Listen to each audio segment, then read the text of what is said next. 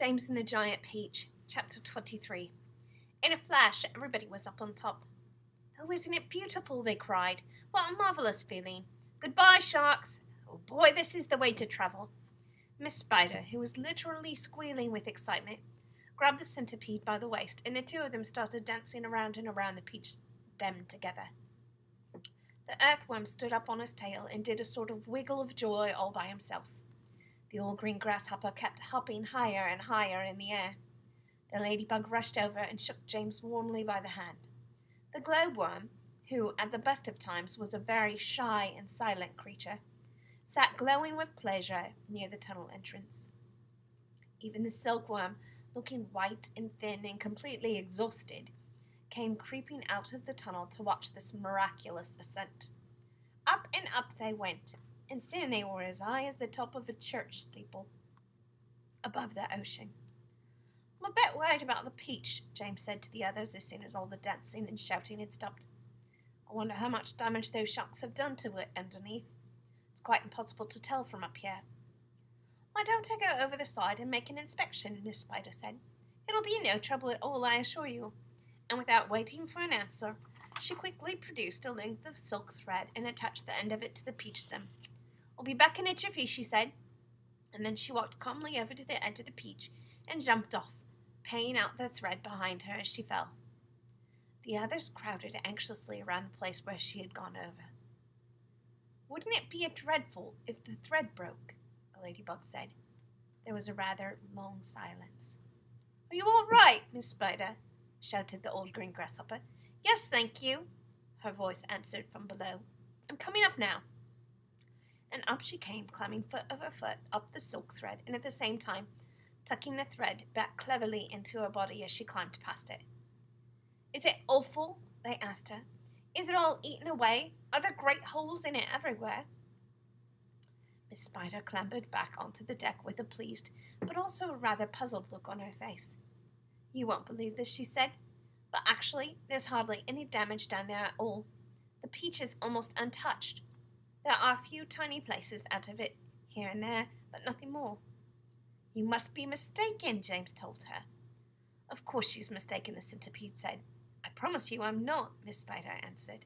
"But there were hundreds of sharks around us. They churned the water into a froth. We saw their great mouths opening and shutting." "I don't care what you saw," Miss Spider answered. "They certainly didn't do much damage to the peach." "Then why did we start sinking?" the centipede asked. "Perhaps we didn't start sinking," the old green grasshopper suggested. "Perhaps we were all so frightened that we simply imagined it." This, in point of fact, was closer to the truth than any of them knew. A shark, you see, has an extremely long, sharp nose, and its mouth is set very awkwardly underneath its face and a long way back. This makes it more or less impossible for it to get its teeth into a vast, smooth, curving surface, such as the side of a peach. Even if the creature turns it onto its back, it still can't do it, because the nose always gets in the way. If you've ever seen a small dog trying to get its teeth into an enormous bowl, then you will be able to imagine roughly how it was with the sharks and the peach. "It must have been some kind of magic," the ladybug said. "The holes must have healed up by themselves." "Oh, look! There's a ship below us!" shouted James. Everybody rushed to the side and peered over. None of them had ever seen a ship before.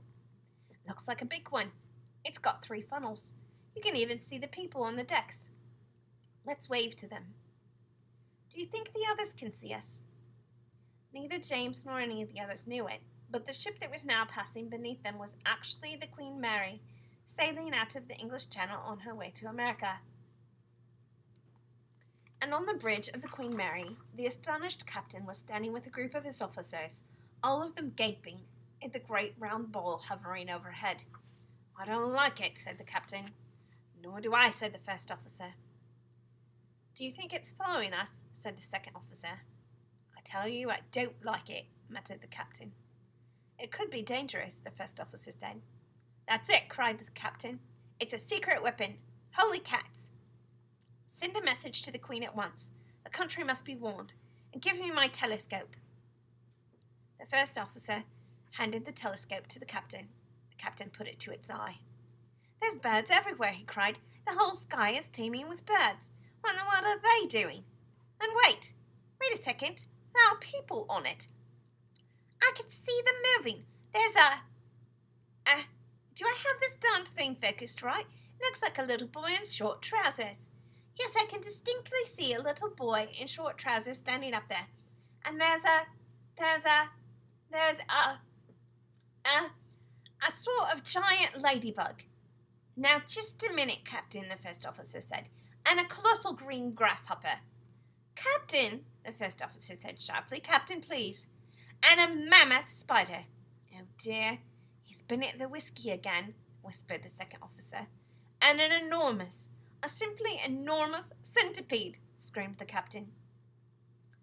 Call the ship's doctor, the first officer said. Our captain is not well. A moment later, the great round ball disappeared into a cloud, and the people on the ship never saw it again.